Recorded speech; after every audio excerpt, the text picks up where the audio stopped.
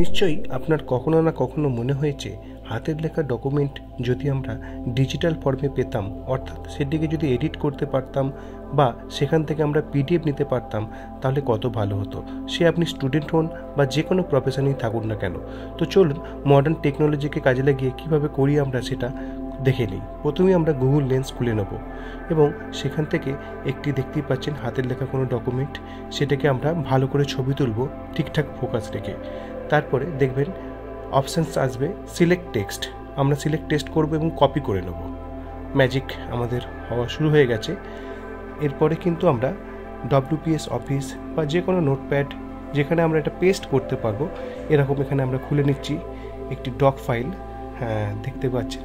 তো doc file আমরা এখানে ওপেন করে নেব। ফার্স্ট ওপেন করে নেওয়া হয়েছে এখানে, এবং এখানে সেটি আমরা পেস্ট করে দেবো। দেখুন কি সুন্দরভাবে কিন্তু এখানে ডিজিটাল ফর্মে আমরা লেখাটা পেয়ে গেলাম খুব সুন্দরভাবে, এবং এটিকে আমরা এডিটও করতে পারবো। তো কীভাবে আমরা এডিট করব সেটাও একটু আমরা দেখে নেব। তো দেখতেই পাচ্ছেন এই ডকুমেন্টসটা প্রায় সেম টু সেম আমরা পেয়ে গেছি, এবং কিছু ক্ষেত্রে যদি একটু আধটু আমাদের এডিটের প্রয়োজনও হয়, সেটাও কিন্তু আমরা খুব সহজেই এখান থেকে করতে পারছি। দেখতেই পাচ্ছেন একবার যখন আমরা এটাকে ডিজিটাল ফর্মে পেয়ে গেলাম, তো আমাদের অর্ধেক কাজ কিন্তু সেখানেই কমপ্লিট হয়ে গেল। এখান থেকে আমরা সহজেই এটাকে ডক ফাইল হিসেবে আমরা সেভ করতে পারি, অথবা এখান থেকে আমরা পিডিএফও নিতে পারি। তো কীভাবে আমরা পিডিএফ নেব সেটা আমরা চলুন একটু দেখে নিই। এখানে দেখতেই পাচ্ছেন আমরা ফাইলস থেকে প্রিন্ট অপশানে যাব, এবং সেখানে আমরা গেলাম। এখানে দেখতেই পাচ্ছেন পিডিএফের অপশানস রয়েছে, এবং ডকুমেন্টসটা আমরা পুরো পিডিএফ কিন্তু বানিয়ে নিতে পারলাম, এবং সেটা আমরা আমাদের যে মোবাইল হোক বা কম্পিউটার হোক সেখানে কিন্তু আমরা সেভ করতে পারবো। দেখতেই পেলেন এটা খুব সুন্দরভাবে সেভ হয়ে গেল। এবার চলুন এই একই কাজ আমরা ছবি ডাইরেক্ট না তুলে আমাদের ফোল্ডার থেকে কিভাবে করতে পারি সেই প্রসেসটাও কিন্তু আমরা একটু দেখে নেব। দেখতে পাচ্ছেন আমাদের সেভ রয়েছে এটা।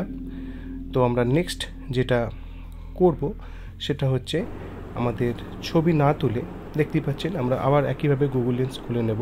দেখুন বাঁদিকে অপশানস রয়েছে, সেখানে আমরা আগে থেকেই তোলা কোনো ছবিকে আমরা সিলেক্ট করব।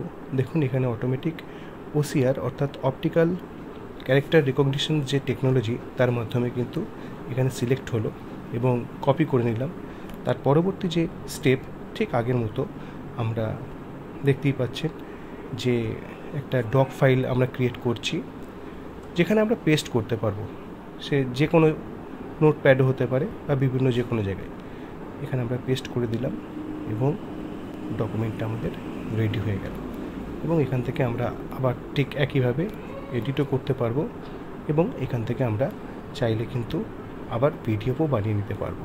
দেখতেই পাচ্ছেন আবার এটিকে আমরা পিডিএফ বানিয়ে নিতেও পারি। তো এইভাবে কিন্তু আমরা খুব সহজেই আমাদের দৈনন্দিন কাজের সুবিধা খুব সহজেই করে উঠতে পারি। তো আশা করি ভিডিওটি আপনাদের খুব ভালো লেগেছে এবং আপনাদের কাজে লাগবে এই আশা রাখি, এবং আপনাদের একটি ছোট্ট অনুরোধ, আপনি একটু দয়া করে আমাদের এই চ্যানেলটি সাবস্ক্রাইব করুন। ধন্যবাদ।